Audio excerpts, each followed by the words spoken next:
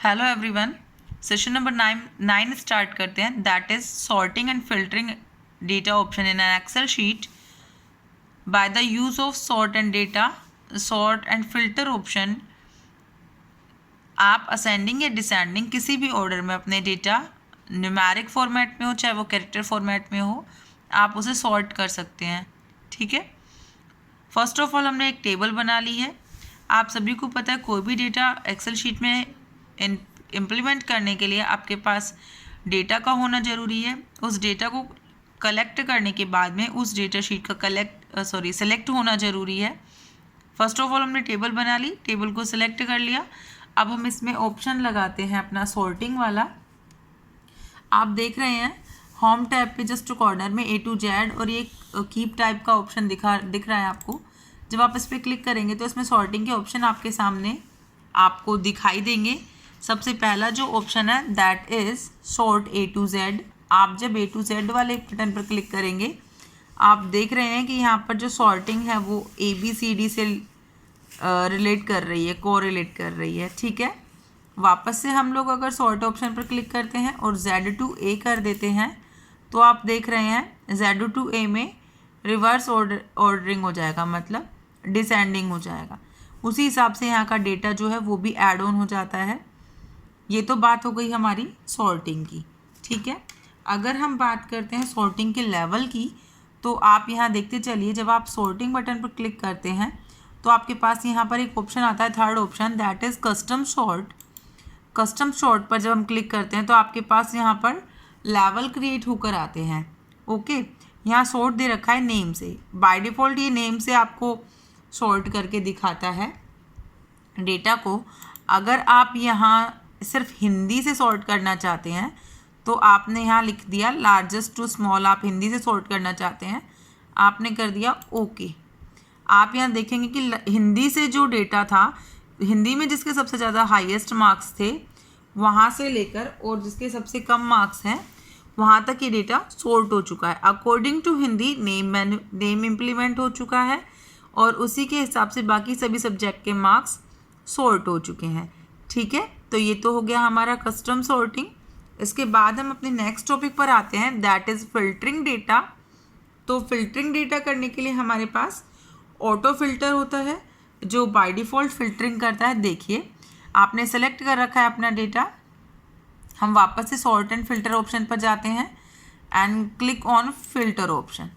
After click on filter option आप देखते हैं कि सभी के आगे एक ट्रायंगल शेप बनकर आ गई। दैट मीन्स आप ईच एंड एवरी कॉलम को अलग से फिल्टर कर सकते हैं।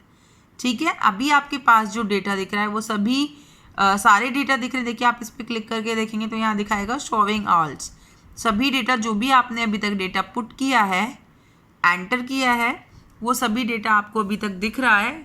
यहाँ कोई सॉर्टिंग प्रोसेस नहीं हुई है। सॉर्टिंग प्रोसेस करने के लिए अपन को रिकॉर्ड्स पर सॉर्टिंग इम्प्लीमेंट करनी पड़ती है। सॉर्टिंग को इम्प्लीमेंट करने के लिए हम सॉर्टिंग की कंडीशन को सिलेक्ट करते हैं। ठीक है, सपोज़ कीजिए कि हम लोगों को यहाँ पर नेम को सॉर्ट करना है। हमने क्लिक किया तो नेम को सॉर्ट करने के बाद फर्स्ट ऑफ ऑल हमारे पास सारे सेलेक्टेड हैं। अगर हम यहाँ से किसी को हाइड करना चाहते हैं तो उनको यहाँ से हमें सिर्फ हटाना होगा। Then click on okay.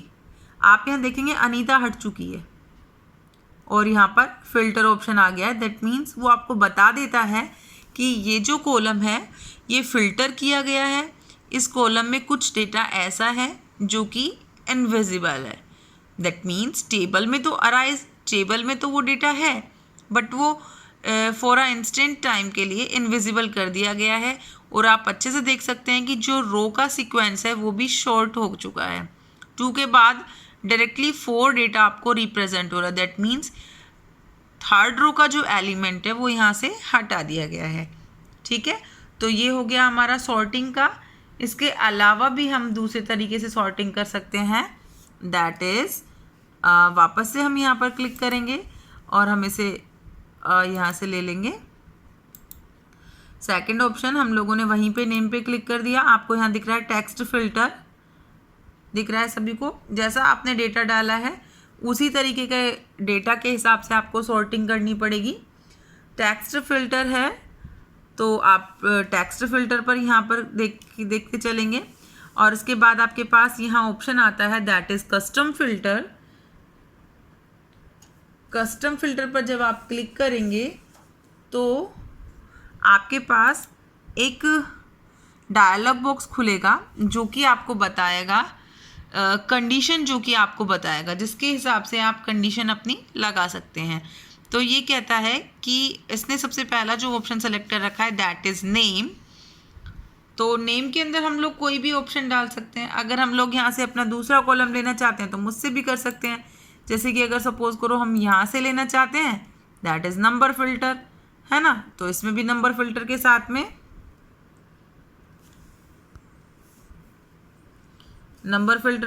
में आपके पास जो ऑप्शन है आपका दैट इज़ कस्टम फिल्टर। और कस्टम फिल्टर जो आपको दिख रहा है यहाँ आप कोई भी रेंज आपकी डाल सकते हैं, ठीक है। सपोज़ कीजिए कि मैं यहाँ पर डालना चाहती हूँ कि 85 से जो भी डेटा है, आगे आपको दिख रहा है इक्वल दिखा रहा है ना, 85 के इक्वल जो भी डेटा है वो आपको शो हो जाए। तो हमने कर दिया ओके। इससे पहले आप देख लीजिए 85 सिर्फ एक ही अनीता के हिंदी में मार्क्स हैं, हम लोगों ने यहाँ कर दिया ओके।